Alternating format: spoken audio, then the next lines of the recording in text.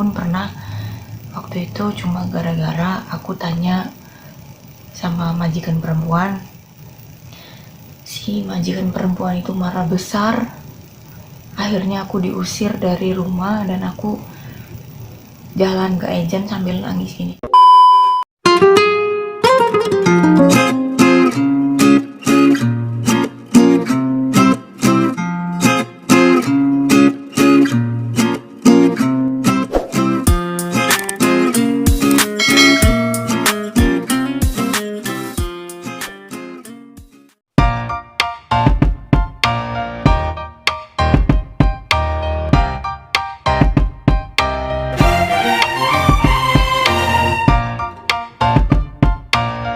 Hey, halo, assalamualaikum warahmatullahi wabarakatuh. Ketemu mani kerenyong, Bobi Dina Sari, Bang Sila Seborang apa kurang penak.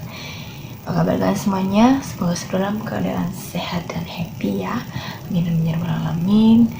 Dan hari ini aku mau cerita lagi sama kalian. Ini tentang TKW Singapura yang baru kerja 1 bulan dan dia sering dapat penganiayaan dari majikannya ya.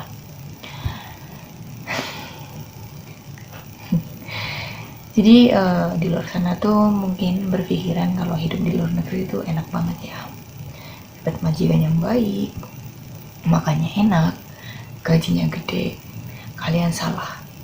Karena apa? Karena ini suatu pengalaman yang emang aku pribadi udah pernah mengalaminya ya. Dia minggat dari agensi sambil nangis dan aku pun pernah waktu itu cuma gara-gara aku tanya sama majikan perempuan, karena kebetulan majikan perempuan emang super duper banget lah. Aku tanya kalau bahasa Taiwannya kalau bahasa Taiwannya nyonya kan tai gitu kan. Ini aku pakai bahasa Indonesia aja ya. Nyonya, aku hari ini masak masak mie goreng atau masak bihun goreng. Dan dia jawab dengan sangat judes. Dia jawabnya, aku hari ini gak pengen ngomong sama kamu. Loh gimana dong, aku nanya dianya gak mau jawab, terus aku mau masak apa? Sedangkan aku mau masak buat pasien aku ya. Pasien aku itu mertuanya dia loh, bukan siapa-siapa gitu kan. Dan aku nanya, dia jawabnya judes banget. Akhirnya aku turun masak nasi goreng. Ini kesalahan aku di situ. Aku cuma, itu juga nasi goreng itu sisa ya teman-teman, sisa yang kemarin. Dan akhirnya dia turun dari lantai 3, lihat aku lagi masak nasi goreng karena dapurnya di lantai 2 ya teman-teman. Di lantai 1 itu garasi dan belakang garasi itu kamar aku sama mertuanya ya. Aku tidur satu kamar sama mertuanya, jadi aku langsung masak nasi goreng. Si majikan perempuan itu marah besar. Akhirnya aku diusir dari rumah dan aku jalan ke ejen sambil nangis gini. Dia bilang, tadi aku bilang kayak gitu, kamu langsung dengerin semua omongan aku tuh tadi lagi emosi, kenapa kamu gini. Loh, aku udah nanya baik-baik sama dia ya. Di sana itu ada 2 orang Indonesia, aku sama orang Cirebon ya, nggak usah sebutin nama.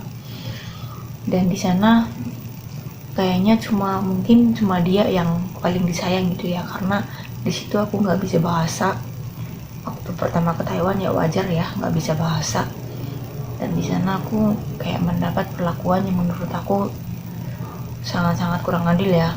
Yang satu itu kayak kerja 2 orang itu nggak enak banget. Dan kadang ya namanya manusia udah punya muka satu cari muka atau gimana nggak tahu lah, pokoknya gitu lah. Terus dia marah, majikan perempuan marah, aku diusir dan aku nggak bawa uang sepeser pun karena emang kerja di sana itu aku uang gajinya selalu mereka tahan ya, dan dimasukin ke rekening aku pun 4 bulan sekali lah, 6 bulan sekali, itu pun harus aku minta terus ya. Dan kebutuhan apapun juga aku beli sendiri. Kadang-kadang aku kerja salah pun aku dipotong gaji ya, mecahin piring atau misalkan mangkoknya gopal itu dipotong gaji loh teman-teman. Terus juga kerjanya nggak benar ya, wajar ya namanya orang baru kerja gitu kan, itu mereka potong gaji. Waktu itu gaji di Taiwan itu tahun tahun 2011 sampai 2015 itu gajian paling 5 juta ya teman-teman. Nah jadi 1 bulan itu gajian 15.000 dan aku dapat potongan berapa gitu ya, paling sisa 1 bulan itu cuma 7.000 ya. Jadi kalau uang Indo waktu itu cuma 2 juta sekian lah, nggak ada 3 juta. Jadi aku kerja di Taiwan itu emang bener-bener gagal total ya waktu itu, karena emang pernah ngalamin kayak mbak-mbak yang lagi viral itu, yang TKW Singapura yang dipukulin sama majikannya. Dan aku pribadi, aku juga pernah dipukul. Aku lapor ke agensi juga nggak ada gunanya. Mungkin nggak semua agensi Taiwan kayak gitu, tapi waktu itu emang majikan aku tuh emang bener-bener ganas banget ya. Ini emang kisah nyata, aku nggak ada hoak-hoakan ya. Aku jalan dari rumah majikan yang mungkin ada salah satu teman di sini yang ikut agensi federal ya, itu agensi emang udah kerja sama majikan ya. Karena aku lihat dari semua teman-teman aku yang ikut agensi itu semuanya nggak ada yang itu ya, dan di situ ada penerjemah pun nggak bisa bantu aku gitu kan. Lu bayangin aja jalan sambil nangis ke tempat agensi ya, lumayan jauh juga jalannya, sekitar mau 20 menit kayaknya jalan. Dan di tempat agent sana terus majikan laki-laki nyamperin aku dan dia kayak acting gitu kan, enggak lah itu istri aku tuh lagi emosi, makanya kamu jangan ngelawan. Aku tuh jadi orang itu diem, kalau aku dipukul juga diem, aku dipukul pakai rotan aku juga diem, gaji aku dipotong aku juga diem. Tapi mereka udah keterlaluan. Dan apa ya, dan mereka kalau misalkan aku laporin ke agent itu, mereka mendadak baik ya, terus ya boro-boro. Aku inget pas temen aku yang satunya itu pulang Indo, kan ada gantinya, dia itu datang dari Indonesia dan dia juga nggak betah lagi pas ketahuan sholat ya. Sholatnya kita itu bukan di kamar ya teman-teman, kita sholat itu di tempat cucian baju dan dengan alat yang seadanya, pakai sarung, pakai jaket yang ada topinya, pokoknya yang buat bisa nutupin aurat gitu aja. Dan kita sholat di sana itu majikan marah ya, karena di kamar kita itu ada CCTV juga, padahal kita juga nggak ngapa-ngapain gitu loh teman-teman. Tapi karena emang majikan emang udah tabiatnya kayak gitu, nggak percayaan lah. Jangankan kita nggak bisa lapor ke 1955, kita juga nggak punya teman, nggak ada liburnya kita tuh cuma tidur di rumah ya, tapi gaji tetap dipotong ya. Jadi itu benar-benar pengalaman pahit banget. Dan aku lihat mbak-mbak itu tuh kayak inget ini aku liatin ke kalian, dan aku lihat mbak-mbak ini nangis ya.